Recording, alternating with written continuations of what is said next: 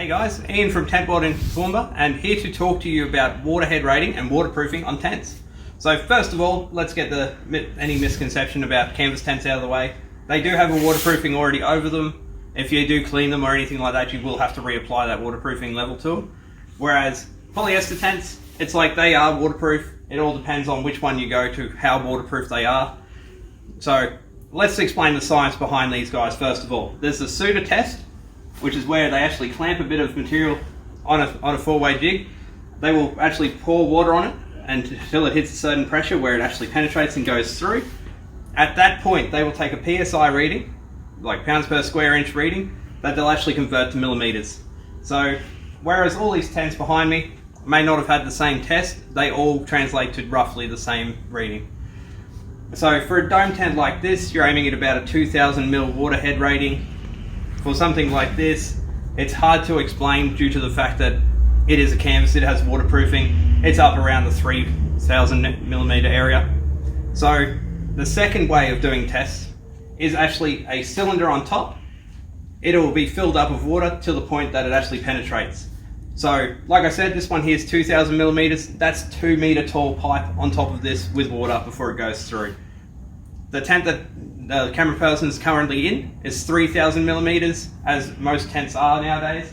You've got the Empire at the back there, the black tent. It is 10,000 millimeters, and I'll show you exactly why later on. So let's get down to breaking all the myths around these things. Do you need a heavily waterproof tent? Yes, you do.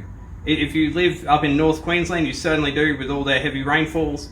It's like you don't want your tent just to be shower resistant, you want it to be able to withstand pretty much anything that can be thrown at you, depending on where you camp.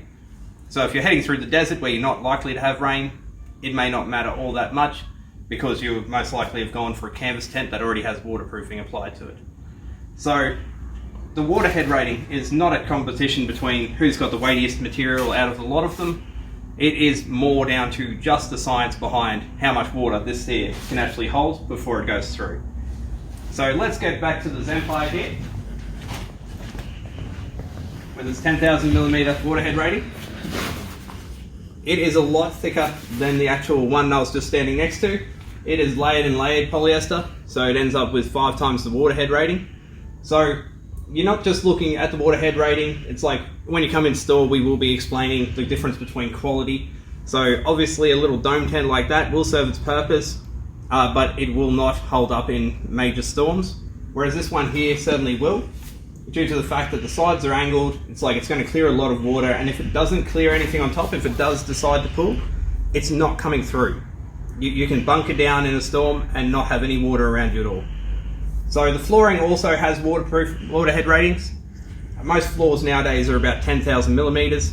It's like you've got your different breeds between what we have in here, which is just more of a traditional tent floor, versus PVC. PVC is a lot more tear resistant, so no matter what you basically set up on, no water's coming up and under. Obviously a normal tent floor will slowly degrade over time, as well as getting tears or anything like that. So you will need an extra floor guard underneath, which is always recommended depending on all the recommended, no matter what tent you get. It's just a case of the higher up the food chain you go in terms of tents, it's like the less likely you are to have issues without any floor guard. So all things being equal, it's like a hiking tent will most likely only have a waterproof rating of 1500 millimeters, mainly due to the fact that it is designed for a light purpose and it's not going to be sitting up in a major storm. You got 2000 millimeters for the one that is currently next to the camera. This here is 10 meters, and then your one directly at the back there, that is 3. It's like it is not a major difference in Australia going between 3 and 10. It's like we'll always recommend the highest one because we are taking into account all the seams going up and down the tent, the general quality of the build, the zip quality as well. Anything that can keep water out and give you guys a better camping experience, that's what we're going to be aiming for. And if there's any questions that you guys ever have, give us a call, drop in, ask the guys online. We're always quite happy to explain what the difference is between a $100 tent and like we're standing in front of at the moment, which is a tent that is a $1,000 tent. It all comes back to the build quality and the waterproofing and getting the best out of things. Thank you.